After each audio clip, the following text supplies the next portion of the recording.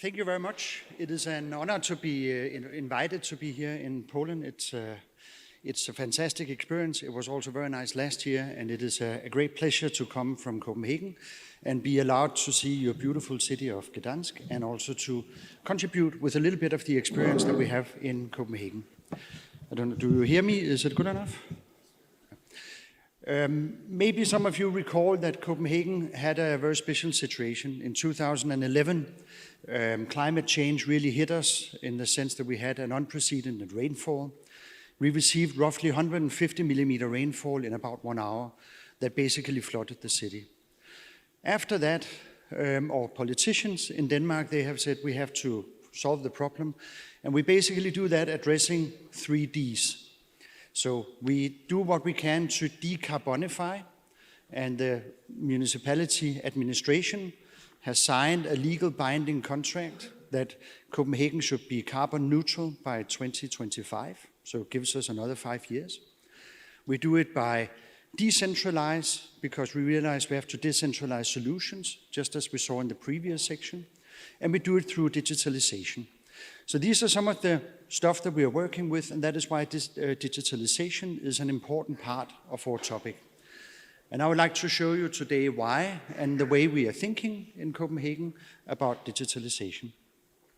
First of all, we know from the past events we have had in heavy rain events that we really need to do a lot to our sewage system, to our drainage system, to handle stormwater in an effective way that we are not having damages. So we actually see that almost all our investments in urban infrastructure are today driven by climate adaptation. We need essentially to rebuild, we need also to reinvent partly what we're doing in the city, and we need to renew a lot of our stormwater assets, because they were maybe made after a wrong concept, and they are maybe old anyway, so we have to deal with it. And we have made assessment that tell us that we probably have to go out and invest as much money as about 50 to 80% of our current asset value. It's a lot of money. And if you think of the urban infrastructure in terms of stormwater drains, we actually depreciate them over 75 years. So if we have to change a whole lump of infrastructure, or maybe just half of it, within like a decade of time, it is adding a lot of economic strain to us, and it is adding a lot of need for engineering capacity. Let me just show you an example just from a part of Copenhagen, so a part of the inner city of Copenhagen.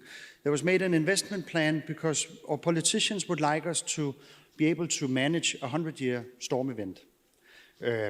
So there were made an assessment using traditional stormwater drain solutions in the city, and the assessment came out that we would have to invest approximately 19 billion Danish kroner. They're approximately 2 Danish kroner per zloty. So we have to invest about 19 billion kroner in order to climate adapt the city using traditional methods. And the traditional methods are to a large extent actually centralized measures. They're like big pipes, tunnels, and so on and so forth. But the alternative plan was actually to look at what can we do if we involve the private property?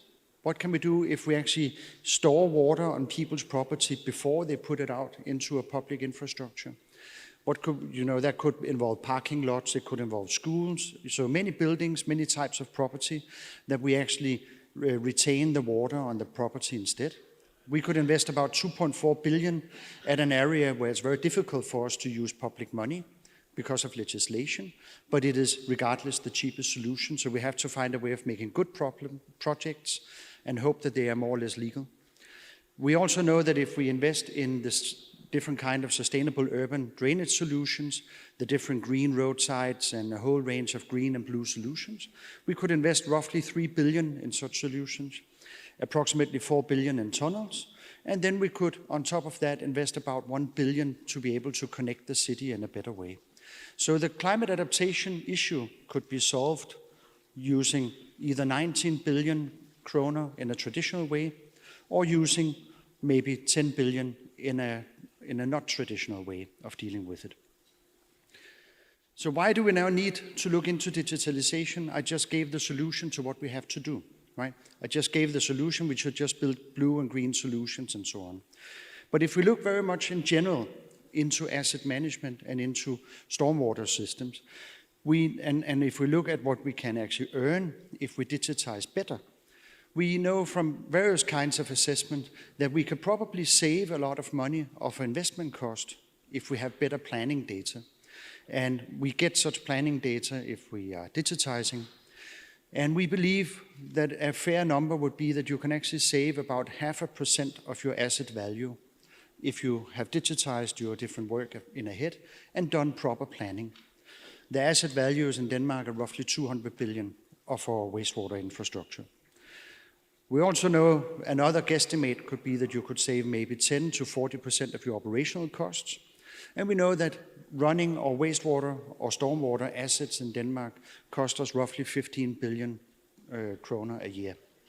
So it's a lot of savings we could have, and we could even look at industries that are much less conservative than the water industry, and look at how much did they save and how much did it cost when they digitized a poultry slaughterhouse, or if they are digitizing hospitals and many other places where digitalization is further. And we know that digitalization typically costs us about 1% of the turnover for approximately a 10-year period of time in order to execute a digital transformation of your company. So what I argue is that we should and we have to digitize our utilities to a much larger extent. We need to digitize our water services. And it is a long breath we need. It would take us 10 years. And within these 10 years, we should use maybe 1% of our turnover. But we would actually save them even before we have stopped our investment. So we would have a return on investment in probably 1 or 2 years. So bring a business opportunity to anybody on the private market and say you have a return on investment in 1 to 2 years, and they would jump to your investment. But it's not as easy when we are looking into public digitalization processes, and that is a part of our problem. So what does digitalization look like? It could look like something like this up here. Fairly complex drawing. This is from a project we are having, a little bit similar to the Panda project here. And it is a sketch of the workflow we are dealing with in order to control rainfall data. But it's very difficult to present to anybody, so it's much easier to have a simplified view on digitalization. And what we have to do when we are talking about digitalization is to create an infrastructure that allows us to use sensors and actuators, connect them with a communication network and a data server, and we need to build some applications because we have to solve a problem. And most of digitalization till date has actually been driven by companies who invented a smart sensor, and they went out and said, hey, you have a smart sensor, you can use it for something. But we need to tell people what they can use it for. And that is actually what you embed in your applications.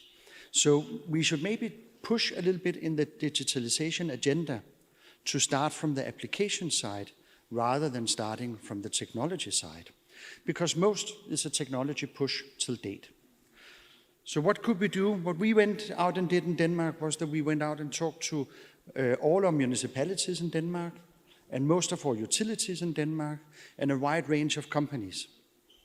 And we tried to understand what kind of public digitalization processes within water would have an interest for municipalities and utilities.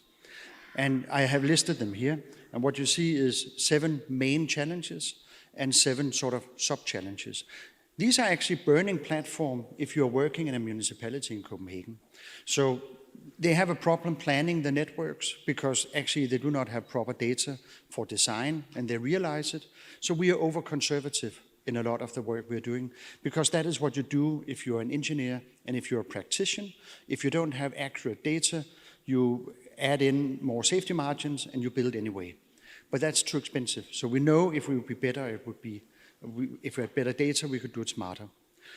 Within climate adaptation area directly, there are a lot of areas we need to deal with. We know that we have administrative borders that are not following a water catchment. So we may need to execute investment in one municipality to actually save a different municipality. So we need a planning that is across administrative borders. How can you do that? If you don't have the same view on the world, how can you then start to share money? So you need actually a data sharing platform, and you need a data collaboration before you can start having a normal physical collaboration. We need tools to prioritize what we should select. Should we select 5 blue solutions or 8 green ones or 1 pipe? How do we balance and how do we prioritize out of a rational reasoning behind it? We know that if we are decentralizing all our stormwater infrastructure, it would look in just the city of Copenhagen, it would be probably 10,000 small units. My biggest fear is that the day when the next heavy rainfall comes, that they would not function. Because we actually push out maintenance and responsibility at 10,000 individuals. So as institution, I would fear that we lose control when we push out and when we decentralize a lot of the maintenance. So we actually need to keep control of the infrastructure and know that it functions. But could we use our everyday rainfall to that? Could we actually monitor our different infrastructure in a daily basis to know that it also functions in crisis? That would be things that we need. We know that we lack data, understanding. We lack models that actually cover entire catchments because we are modeling within our administrative boundaries. We also lack control technology. We also lack early warning. We know that within water quality, we have next to nothing. So what about all the different combustion products we have in roadside water? Are we compromising water quality? Are we having any safety regarding the surcharging sewers and sewer overflow and so on and so forth? And even into how do we manage the citizens' request to our cities are important. So there are many areas where digitalization come in.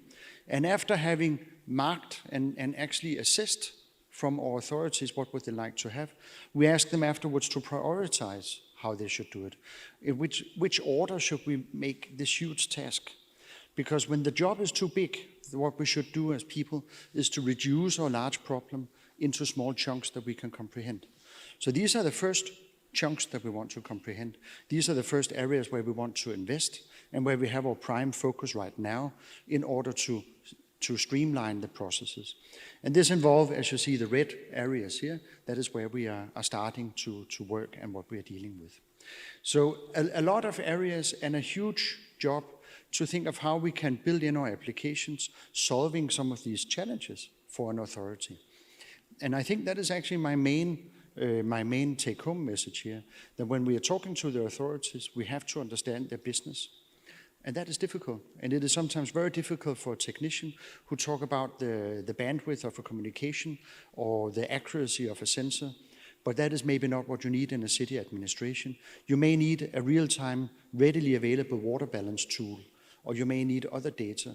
So this is actually what we should do as hydraulic engineers, to deliver that kind of data that support our authorities' business. So we need to be better between authorities, utilities, and companies, and actually universities to develop. That is exactly what we are doing in the network of CORE, that we bring people together from the different type of entities, trying to find a common playground, try to understand which kind of problem do you have, and how can I help solving them.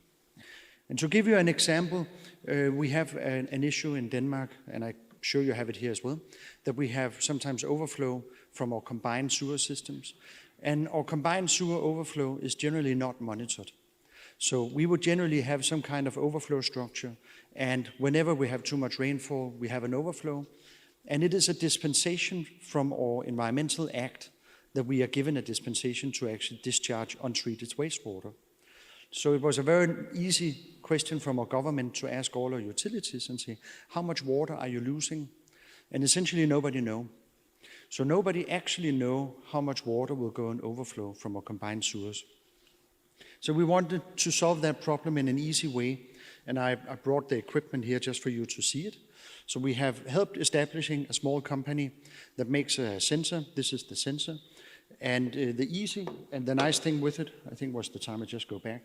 The nice thing is that we have contained everything, communication, and we have made a very simple back end to control the data. So I can bring this one out and add it. I can add it in a sewer system. I don't have to climb down. It measures the distance to the water level. It has built in the communication, etc. It has a battery pack that allows it to function for about 2 to 3 years. And when I register it, I take my handphone and use an app. I scan the QR code, and my hand phone will take the GPS location, and I set up and I give it a name on my hand phone, and I can immediately see, as you see on these 5 screen dumps up here, that the data is actually transmitting. So we have eased the process of setting up something, but what we are selling is actually a combined sewer overflow monitoring system. But we have now made it in a way that it is so easy that no municipality in Denmark can say it's too difficult for them to monitor. It's 3 screws, and it is a QR code and a hand phone, and you're up running. The reason we can do it is that we have built in, we have across Denmark a so-called Cyfrowe narrowband network. We could also have used LoRa network or other networks, but we have the communication set out, and this entire idea of having a fixed back end that you communicate directly into eases the entire monitoring business. So it has taken us like only a few months to install several hundred of these units across in Denmark with municipalities and utilities that realized they need to monitor the combined sewer overflow. So digitalization has to be made easy. We have to break down the problems to understand that we are actually solving somebody else's business, even when we engineer. And when we do that properly, I believe we can do it in a lot of small solutions that we can share. And this is really the important thing about digitalization, that we can share it. We cannot share pipes, we cannot share pumps, we cannot share anything except all our digital infrastructure around the water.